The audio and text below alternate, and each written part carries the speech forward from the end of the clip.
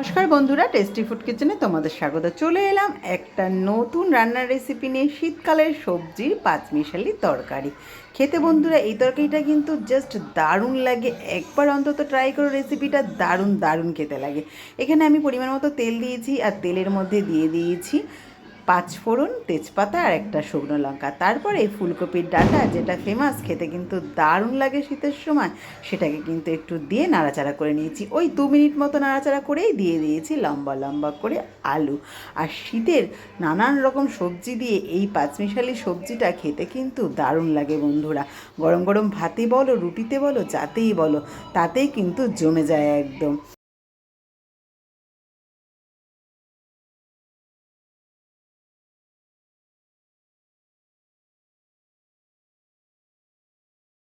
দিয়ে দিলাম 4টে কাঁচা লঙ্কাকে চিড়ে। এরপরে দেখো একে একে সমস্ত সবজিগুলো দিয়ে দেবো। প্রথমে আমি দিয়ে দিলাম কাঁকরোল। কাঁকরোলটাকে 2-4 মিনিট এইভাবে আবার কিন্তু নাড়াচাড়া করে একটু ভাজা ভাজা করে নেব। প্রত্যেকটা সবজি একটু ভেজে নিলে এই চচ্চড়ি বা লাবড়া যাই বলো বা তরকারি, এর স্বাদ কিন্তু দারুণ বেড়ে যায়। আলাদা আলাদা সেপারেট ভাজার দরকার নেই, এইভাবে ভাজলেই কিন্তু যথেষ্ট। তাতেই কিন্তু সবজিটা জাস্ট দারুণ হয়। এরপরে আমি পটল দিয়ে দিলাম, তারপরে দিয়ে দিলাম শিম। সবই দিয়ে বেশ 2-3 মিনিট করে নাড়াচাড়া করবো, করে তারপরে আর একটা করে দেবো। তাহলেই কিন্তু হয়ে যাবে, সেপারেট ভাজার কোনো দরকার নেই।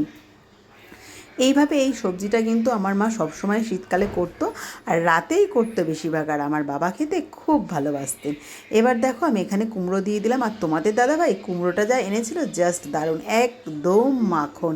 মুখে দিলে একদম মাখনের মতো গলে যাচ্ছিলো এই কুমড়োটা, দারুণ। আর এই সবজি এর এই যে আমি মানে পাঁচমিশালি সবজির তরকারিটা করছি, এর মধ্যে ঝিঙে কিন্তু মাস্ট বন্ধুরা। ঝিঙে দিলে কিন্তু এর স্বাদ কিন্তু আরও বেড়ে যায়।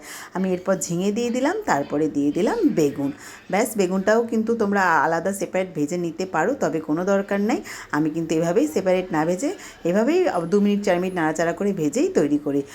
আর এবার দেখো একটুখানি পোস্ত, ওই 1 চামচ, আর 1 চামচ মতো সর্ষে, তার সাথে 2টো কাঁচা লঙ্কা আমি কিন্তু শিলপাটায় বেটে নিয়েছি, এটাও দিয়ে দেবো।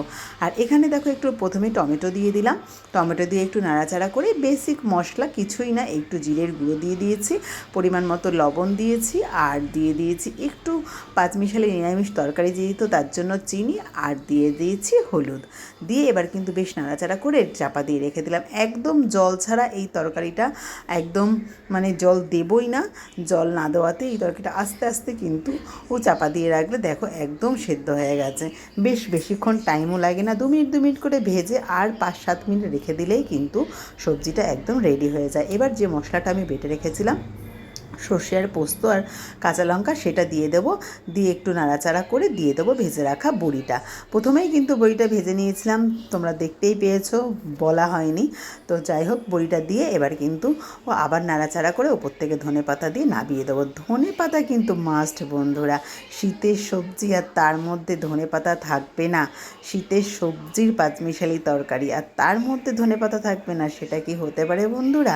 ধনেপাতাই কিন্তু এর স্বাদ বাড়িয়ে দেবে। তো চলো বন্ধুরা, আমার সবজিটা একদমই রেডি। আর তোমাদের কেমন লাগলো অবশ্যই বলো।